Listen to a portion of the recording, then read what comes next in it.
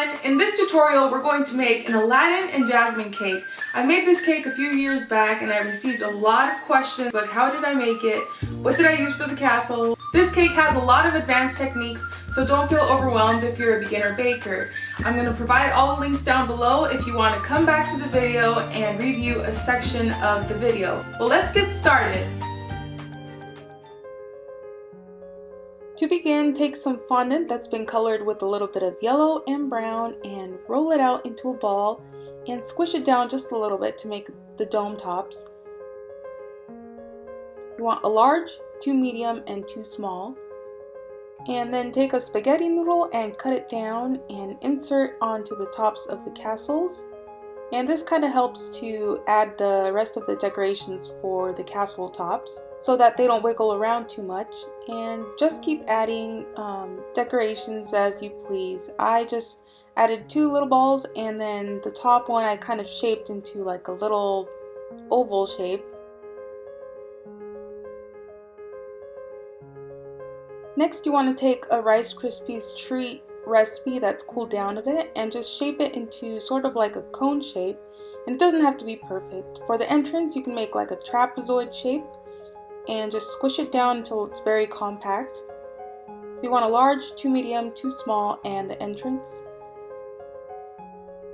I let these dry overnight, and the next day I used a zester to smooth down all the edges of the cones and the entrances, just so that when I apply the fondant there's not a lot of bumps. And here they are all smoothed down. And then I applied a layer of white chocolate ganache that's peanut butter consistency, and I just smoothed that down, and then with the warmth of my finger I smoothed it down even more just so that there's no bumps.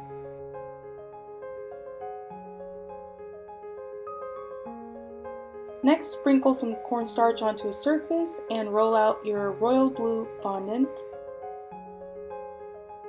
You want this to be about 1/4 inch thick. Wipe your surface clean and then flip the fondant over so that the nice part of the fondant is on the outer side and the ugly part of it is on the inside. And then you want to wrap all the cones around.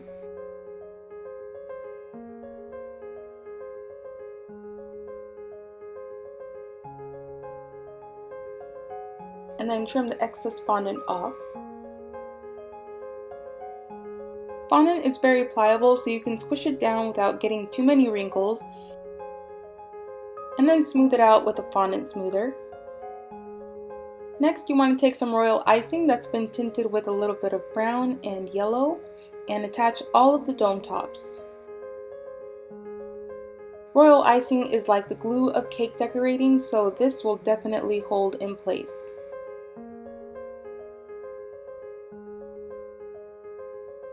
You want to roll some turquoise fondant out very, very thinly, and then you can use a Wilton ribbon cutter, or you can do this freehand, whatever works for you.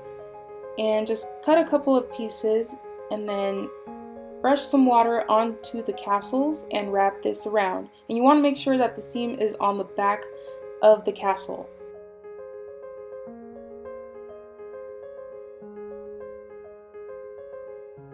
Next, you want to pipe some royal icing with the Wilton tip number 1.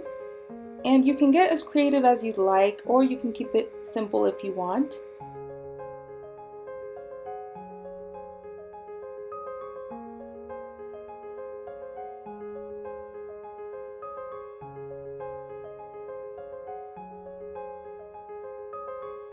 For the entrance, I pressed some fondant into this Wilton mold. It has been discontinued, but you can find it at Amazon.com or eBay.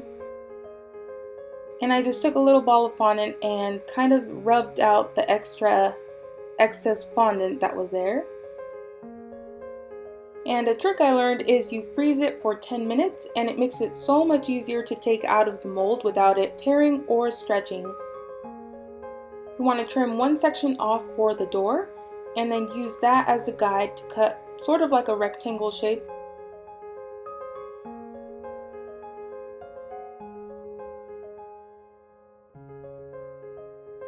Brush some water onto the entrance and stick these on.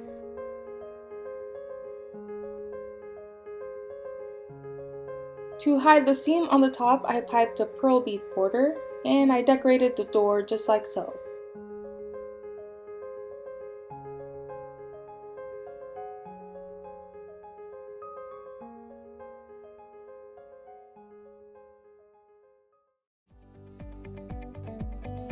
Next are the cakes, and you want to stick them down with some ganache and then pipe a dam of ganache on the edge and fill with buttercream. And I did 3 layers of cakes. That should make it about 4 inches tall in total once it's done. To get the sharp corners, you want to add a lot of ganache on top of the cake, smooth down a wax piece of paper and flip it over, and then fill the gap in with ganache. If you don't like ganache, you can use a very stiff consistency buttercream and smooth it down with a bench scraper. Once you have it nice and smooth, you flip it back over, but do not take the paper off. Stick it in the freezer for 10 minutes, and then you can take the paper off and smooth down any other bubbles or imperfections with more ganache. Next, you want to brush your cakes with corn syrup or simple syrup so that the fondant can stick. And then I sprinkle some cornstarch onto my surface and roll out the fondant to about 1/4 inch thick. Very gently lift the fondant onto the cake and just kind of smooth out the top and take out any bubbles. And then you want to cup your hand and smooth down from the top all the way down to the bottom, and you want the skirt. This skirt is very important to not get any wrinkles on your cake. And you see how I pulled them apart and kind of smoothed down. And that's how I avoid any wrinkles on my cakes. Next, you want to take a sharp knife and cut off the excess fondant, and it doesn't have to be perfect since we're going to cover the bottom with some trim. Next, you want to take a parchment circle that's 8 inches in diameter and fold it like so until you get 8 sections on the parchment circle. And this is going to be our guide for the decorations on the cakes. Place it on top of the 8-inch cake and mark each section with the fondant tool. And do the same for the 10-inch cake.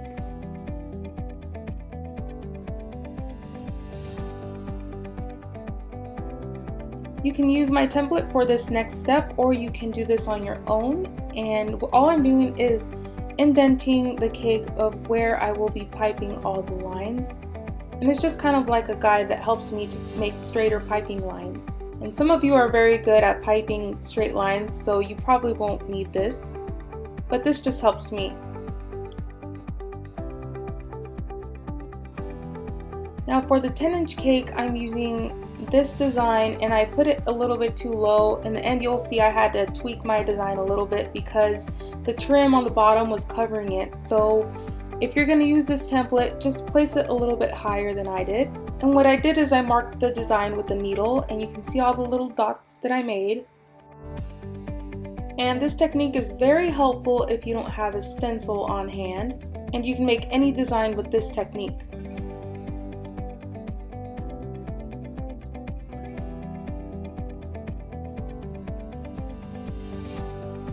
Now what I'm doing here is I'm making my cake plate a little bit thicker. I like my cake plates to be about 1/2 inch thick, and I just cut a circle out of cardboard and I taped it down onto the cake plate.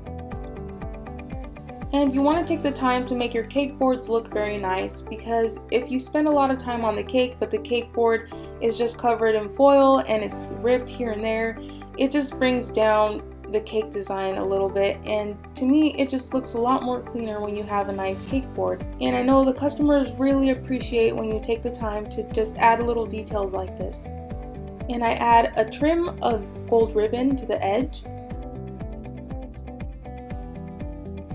and it comes out looking like this. And I stick my cakes down with the tape because the bottom of the cakes already have a board, and brush the cakes with a little bit of water and stick the trim on. And you want to start in the front and then end with the small pieces in the back. Now for the swirl designs, I'm using a cake smoother, and I'm just kind of rolling these into an S shape. And you want to make sure you add Tylose powder to your fondant or work with Gumpaste, otherwise these shapes will not hold up on the cake. They will droop over and fall. And you will need 15 of these, possibly extra in case some of them break. And now it's my favorite part, and this is piping the pearl beads onto the cake. And while the royal icing is wet, I adhere all the little swirl designs onto the cake. And this is how part of it looks like. And you can just keep adding decorations as you like, or keep it simple.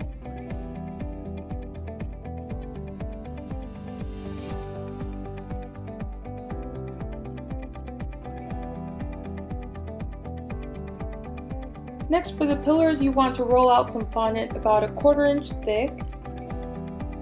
Roll this around the pillars.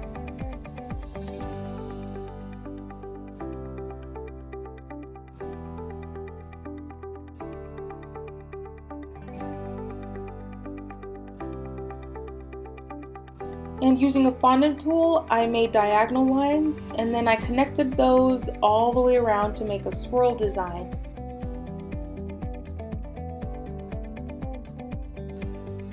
For the sign, you want to add a lot of Tylose powder to some royal blue fondant and roll it out very, very thinly, about 1/8 of an inch thick. And the font on this template is the actual Aladdin themed font, and I found it at thefont.com, and I'll provide a link down below as well. And mark the design using a needle tool, and then you want to place this on a styrofoam cake to dry overnight. And while that's drying, you can pipe the rest of your designs on your 10-inch cake. And as you can see here, I placed the design a little bit too low, but I improvised and just made the design work. And then adhere your little swirls as well. And once your name tag is dry, you can pipe a thin border like so, and then pipe the name as well.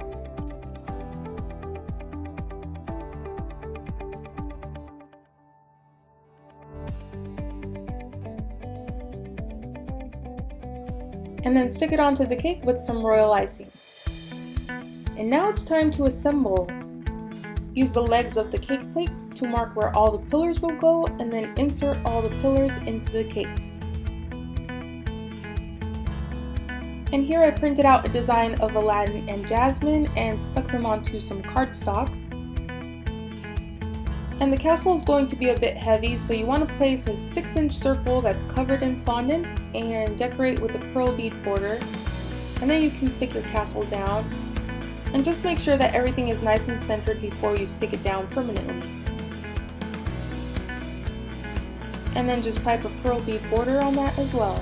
And the last thing to do is paint every little detail in gold edible paint, or you can skip this part and just leave it as it is.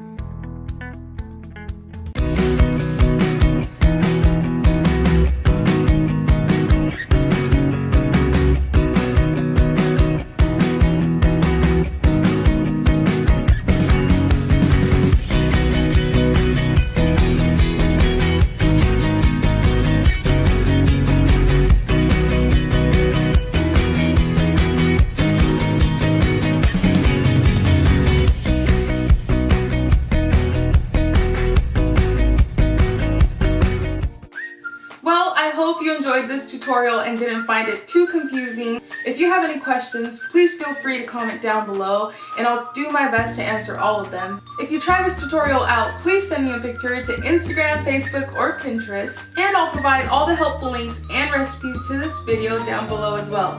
Well, that's all for this video. My name is Sylvia, and I'll see you next time. Bye!